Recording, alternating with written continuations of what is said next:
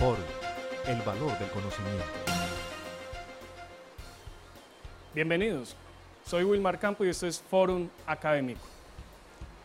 En este momento un tema interesante por la controversia que ha suscitado, digamos, por la mediatez del caso en los medios de comunicación, tema de paraísos fiscales. Estamos refiriéndonos a una consulta planteada a la Administración Tributaria respecto de su posición frente al tratamiento que debe hacerse en materia de pagos al exterior a entidades ubicadas o localizadas en jurisdicciones consideradas por el Gobierno Nacional como paraísos fiscales. Estoy refiriéndome concretamente al oficio de la Administración Tributaria 1256, expedido el pasado 9 de octubre. Al respecto, una persona le consulta a la Administración Tributaria si de pronto es necesario reconsiderar o aclarar el oficio 016680 del año 2005 respecto del tratamiento o por lo menos la interpretación que le está dando la Administración Tributaria al artículo 124 rayados del Estatuto Tributario. Para contextualizar, miremos lo que dice este artículo 124 rayados. Pagos a paraísos fiscales. No serán constitutivos de costo o deducción los pagos o abonos en cuenta que se realicen a personas naturales, personas jurídicas o cualquier otro tipo de entidad que se encuentre constituida, localizada o en funcionamiento en paraísos fiscales, que hayan sido calificados como tales por el gobierno colombiano, salvo que se haya efectuado la retención en la fuente por concepto de impuestos sobre la renta y remesas.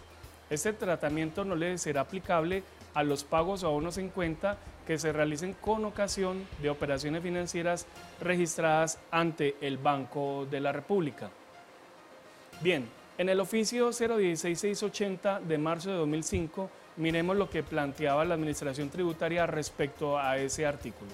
Dice: la salvedad consagrada en el inciso primero del artículo 124 rayados del Estatuto Tributario implica que el pago se encuentre sujeto a retención en la fuente y, por lo tanto, sea un ingreso sometido al impuesto sobre la renta o al impuesto de remesas.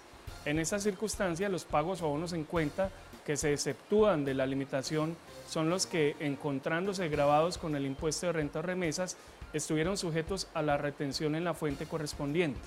Los pagos que no cumplan con esta condición, es decir, los que no hayan estado sujetos a la retención, ya sea porque no se encontraban gravados o porque estándolo dicha retención no se practicó, no están exceptuados de la limitación.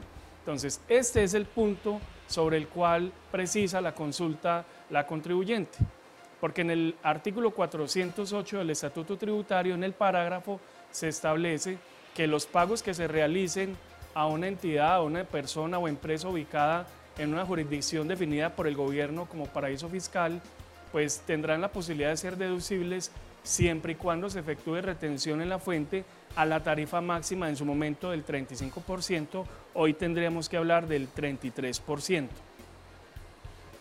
La Administración Tributaria, antes de este oficio, había conceptuado que efectivamente si había un pago hecho a una empresa ubicada en una jurisdicción considerada como paraíso fiscal, pero dicho pago no era constitutivo un ingreso de fuente nacional, es decir, un ingreso gravable, pues no procedía a la retención.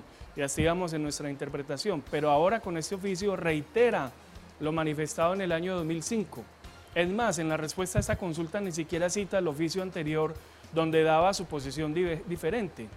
¿Esto qué implica? De acuerdo con la posición de la DIAN, que en cualquier caso, así estemos hablando de un pago que por su naturaleza sea considerado un ingreso de fuente extranjera o un ingreso no gravado, si se hace a una empresa localizada en una jurisdicción ubicada en un paraíso fiscal definido como tal por el Gobierno Nacional, pues procede la retención en la fuente.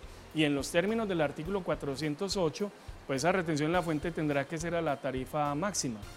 Fíjense cómo esta posición doctrinaria de la DIAN contraría, digamos, unos lineamientos constitucionales de principios tales como el de justicia, por ejemplo, o el de equidad, porque el pago que se haga a una empresa que no esté ubicada en un paraíso fiscal, si se trata de materias primas, por ejemplo, estamos hablando de un pago no sujeto a retención por no tratarse de un ingreso de fuente nacional. Pero con esa premisa, esa interpretación que le da la Administración Tributaria, pues indudablemente habrá que practicar retención en la fuente, aún en el caso de que se trate de una importación, por ejemplo. Entonces lo que vemos de nuevo es un cambio de posición de la administración tributaria y en este caso en perjuicio de unos principios elementales como el de justicia o el de equidad tributaria. Para que el contribuyente pueda solicitar de ahora en adelante los pagos como deducibles hechos a empresas o personas ubicadas en jurisdicciones calificadas por el gobierno como paraísos fiscales, pues se tendrá que practicar la retención en la fuente conforme lo establece el parágrafo del artículo 408 del Estatuto Tributario, es decir, a la tarifa del 35, hoy en día 33% a título de impuesto de renta. Posición, claro, que genera controversia, una posición que seguramente muchos habrán de cuestionar y ya en sus procesos particulares tendrán que atender tanto la vía gubernativa como la vía contenciosa para hacer valer sus derechos como contribuyentes. Si usted quiere conocer de este y otros temas de interés, no solamente en materia tributaria, sino en materia laboral, en materia comercial, de derecho público, no olvide visitar nuestra página www.forum.com.co. Hasta pronto. Forum, el valor del conocimiento.